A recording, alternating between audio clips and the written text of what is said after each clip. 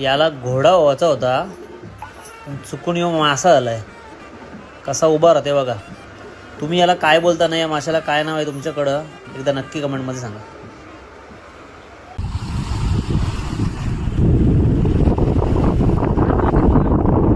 वेगळ्या प्रकारची मच्छी लागलेली आहे आपल्याला. माझ्या मित्राला लागली आहे, हात नाही त्याला रिलीज करतो.